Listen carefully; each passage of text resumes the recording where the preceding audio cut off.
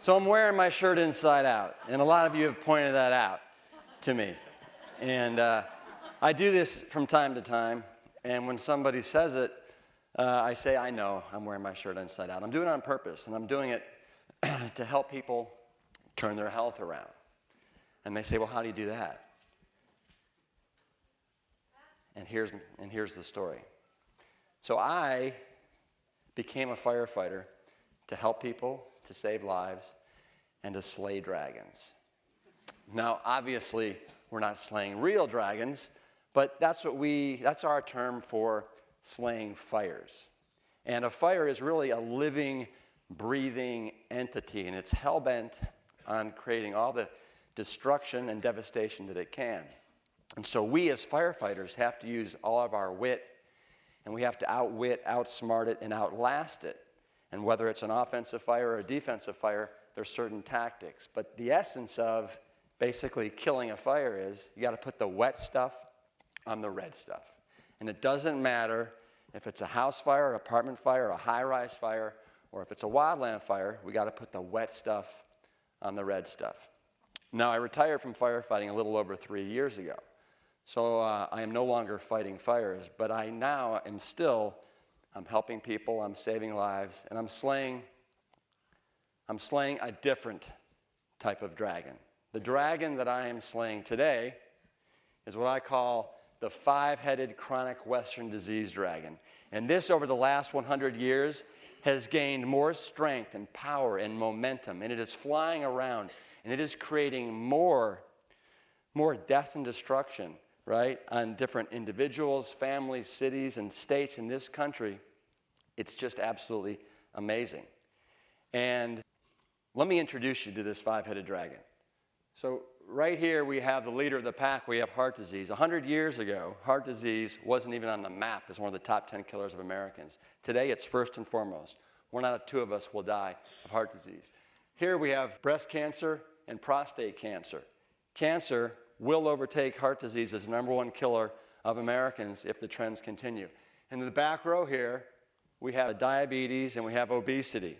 Close to 50% of Americans by 2030 will be either pre-diabetic or diabetic, and over 70% of America is now overweight or obese. This dragon is playing for keeps, okay? It's playing hardball.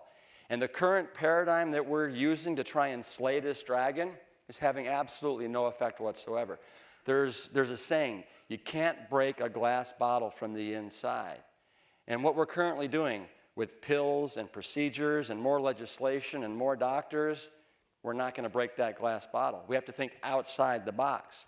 And the answer is plant-based nutrition, something so simple yet so profound and so inexpensive that we can absolutely lay waste to this dragon that now comprises 75% of this country's healthcare costs, right? 5 diseases, 75% of our healthcare costs. And we know beyond a shadow of a doubt, every one of these diseases is either preventable or reversible with plant-based nutrition.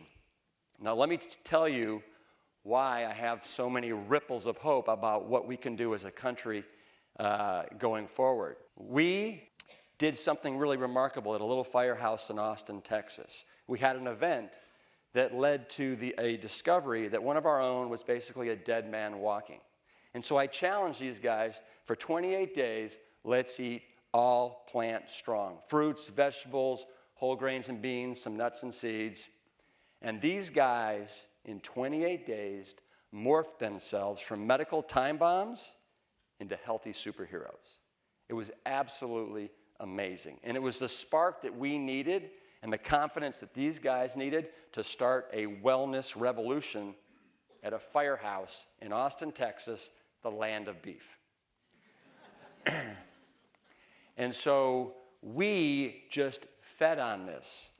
And the reason we were so successful is because we made health a habit at the fire station. And some of the things that made it easy is the guys at the fire station, they're my second family. So we had tons of support. We had an amazing amount of love between us, compassion, respect, and admiration. So we had the support that you need. We developed routines. Every day we'd come in and we'd have a plant-strong lunch that we'd share together. Then we'd have a CrossFit workout in the afternoon. Then we'd have a dinner, a plant-strong dinner. And we would alternate who would buy and shop for the food, and then together we would cook it and eat it and then clean up afterwards. And then the next morning we'd have a plant-strong breakfast, and then before we left at noon the next day, we'd have a plant-strong lunch. So these are routines that became consistent for years, for months and years. And then I had to educate these guys. These guys had the same questions that everybody has. Well, where am I going to get my protein from plants, right? What about calcium? And I said, listen, as far as protein concerned, it's a boogeyman, right? Don't worry about it. The term, the scientific term, the medical term for protein deficiency is kwashiorkor, and you don't know it, and you don't even have to mess with it. And then for calcium comes from the ground. It's a mineral, right? If you want to get a first-class, highly absorbable form, you want to get it from plants, not from calcium. It's not calcium, it's calcium. And then these guys, they had a huge disconnect between what they thought was healthy and what in reality was healthy. So let's slay some of those dragons here together. So first, they thought red meat put hair on their chests and made them more manly. And I said, guys, no, it doesn't. What it does is it puts plaque in your arteries and it makes you less of a man. The canary in the coal mine, when it comes to heart disease, the first sign is an underperforming penis. And I said, you take a look at the size of the arteries that go up to the brain, to the heart, down into the legs. They're all about 5 millimeters in diameter, about the size of this straw here. You take a look at the size of the artery that goes to the male penis, it's 1 millimeter. It's about the size of this coffee stirring straw right here. And what happens after you eat all that meat, right? It gets clogged up with all the fat and the cholesterol and the animal protein, and that's problematic. So if you want to slay that erectile dysfunction dragon and allow your Puff the Magic Dragon to roar, then you want to ditch the meat and you want to reach for the plants. These guys were absolutely convinced that chicken was like the cat's meow when it came to health food. I said, listen, guys, never mind the cat. This doesn't even belong in your dog's breakfast bowl, all right? It's got the exact same amount of cholesterol as red meat. It's got the same amount of problematic animal protein, and the leanest piece of chicken is still 20% saturated fat. You're not going to be slaying any dragons with this guy here. Okay, Rip, fine, but fish is the gold standard when it comes to a healthy meat, right? And I said, no, it's the tin standard, okay? Most fish has more cholesterol than red meat or chicken. Salmon, which is considered the healthiest, is 50 milligrams of cholesterol. You still got the problematic animal protein and varying amounts of bad fats. Don't go there, guys. Okay, fine, Rip, but the egg is the perfect food, right? We know it's the perfect food.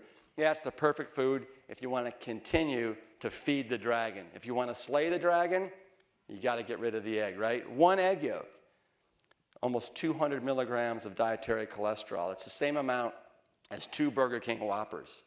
And the egg white is a concentrated source of animal protein.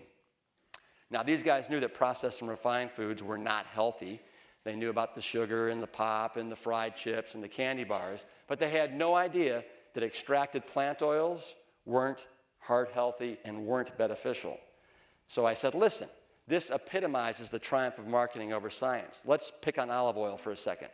It takes 1,375 olives that you have to squeeze to death, right, to get enough olive oil for one 32-ounce bottle. And you get rid of all the fiber in the water and the phytonutrients and the antioxidants in the water. And you're left with 100% fat, the most concentrated source of calories on the planet, and it's 15% saturated fat. And all it's doing is contributing to America's heart disease and obesity epidemic. Okay, but milk does a body good, right? And I said, guys, milk does no body any good, all right? You've been marketed to death. Don't buy the hype. As a matter of fact, This milk is just liquid meat, is what it is. It's got a very similar nutritional composition. And as a matter of fact, 1 8-ounce glass of whole milk has the same amount of saturated fat as 4 slices of bacon. Okay, fine. But cheese, don't take away our cheese, whatever you do, because we love our cheese. And I said, I know you love your cheese, and that's exactly why I need to take it from you. Because you know what? When I think of a loving relationship, I think of something that also loves you right back. And that cheese does not love you back, not one iota. And so I hereby declare that you all are in an abusive relationship with cheese, and you need to kick it out of your life. Okay, fine, but don't take away our yogurt. I mean, this is the Mediterranean, like, superfood, right? People can live to be 100 on this stuff, right? And I'm said, again, guys, it's the magic of marketing, all right? For example, this newfangled Greek yogurt that's 0 fat and twice the amount of protein, it's twice the amount of problematic animal protein, right? That's promoting tumors and cancers, that's leaching calcium from your bones, that's harsh on the kidneys and the liver, right? You don't need to go there. You can get everything you need from plants. And to put the nail into the coffin, I said, guys, we're the only mammals that drink another mammal's secretions, okay? You don't need to go there, not one bit. There's 51,000 mammals on the planet, and we're the only ones that have the unmitigated audacity to go there, all right? Don't need to do it. So the other thing we did at the fire station after I educated them is we surrounded ourselves with these fantastic, man-tastic foods. So it filled them up without filling them out. It made them it tasted great, and it made them feel fantastic. So we did like these great breakfast bowls with plant-based milks. Spelt blueberry pancakes as big as manhole covers. Quinoa and fruit, right? The magic grain, almost 20% protein. Oatmeal waffles with nice applesauce on top. And then for lunches and dinners, we would do, all-time, all-American favorites. We do plant-strong pizzas. Portobello mushroom fajitas with all the fixins. Lentil Oat Loaf that's kind of glazed with barbecue sauce on the bottom and the top. Macaroni and Not Cheese. Red lentil sloppy joes that were a lunchtime favorite. Bean and grain burgers. Red curry tofu stir fry. 3-bean chili. Kale ceviche salad. Kale, it's angry lettuce, right? It needs to be tamed. So we would take a little bit of lemon juice, avocado, some spices, and drive it in there. Sweet potato lasagna, an all-time dinner favorite, makes fantastic leftovers. Black beans and rice extravaganza. This is the ultimate peasant food. We could feed 5 hungry firefighters for less than $15. Dark chocolate oatmeal cookies for dessert, chocolate mousses, date nut crust fruit pies, and then a variety of fruits. But what happened is, over the course of 28 days and then beyond, these guys developed a much more sophisticated and mature palate that appreciated all the little nuances and subtleties that are in these plant-based foods. And when you're eating the standard American diet, all you're really tasting is the salt and the sugar and the fat that it's all laced with. So I challenge you all, if you really want to develop a sophisticated palate, go plant strong. And also what happened with these guys over the 28 days, they started pooping perfectly regularly, right? Most Americans are consuming 5 to 15 grams of fiber a day. You start eating plant-based, all of a sudden it goes up to 30 to 70 grams of fiber, and now you're as regular as a Swiss commuter train, okay? And you're light and unencumbered, and the quality of your life goes through the roof. So you gotta kick the habit. And I'm not talking about smoking cigarettes right now, but I wanna talk about cigarettes for a second right now. 50 years ago, close to 50% of America was smoking cigarettes. Now it's less than 20%. And what happened is America basically got educated and understood that smoking cigarettes was not good for your health. Okay? We need to do the same thing around the standard American diet. And this is more insidious and more destructive than smoking cigarettes. 94% of our calories are calories that don't count. They're destructive instead of constructive. Only a mere 6% are coming from fruits, vegetables, whole grains, and beans that are really constructive, healthy calories. So we need a complete paradigm shift that goes on in this country. And so this is what I want you to do. I want you to make health a habit. Take the 28-day challenge, okay, and change your health destiny. Change your relationship with food. You will forever have a different relationship. Find support. This culture, this society does not support healthy living or healthy eating right now. So you need to find support at family, at work, online. There's all kinds of communities where you can get support. Develop routines that make this sustainable, whether it's breakfast, every morning the same thing, Monday through Friday, whether it's finding a couple restaurants that you can go to, but find routines. Educate yourself. Read the litany of fantastic books that are out there on this subject, because once you have the knowledge, it's a different ballgame. And then surround yourself with healthy foods. We do not want this to be about willpower, okay? So have a nice, sterile environment at home. And then make food you enjoy. You saw the fantastic pictures that we were eating at the firehouse. This is not about deprivation. This is about empowerment. And if you're a true foodie, you'll want to go towards eating plant-based. 99% of the food on the planet comes from plants. A mere 1% comes from animals and animal byproducts. So, I have so many ripples of hope going forward that this country can turn it around. I know that if a little firehouse in Austin, Texas can do it, any house in America can do this. And I know that the trends are changing. I've seen it with my own eyes over the last 6 years, right? I've seen Forks Over Knives become the #1 viewed and selling documentary in America for the last 2 years. I've seen the fast food president, right, go plant-based. I've seen media moguls like Oprah and Ellen that are now pushing plants. I've seen CEOs like John Mackey and Biz Stone of Twitter and Bill Ford of the Ford Motor Corporation that are going plant-based. I've seen professional athletes like Serena and Venus Williams and the #1 running back in the NFL, Arian Foster, are now plant-based, okay? The time is here. The time is now.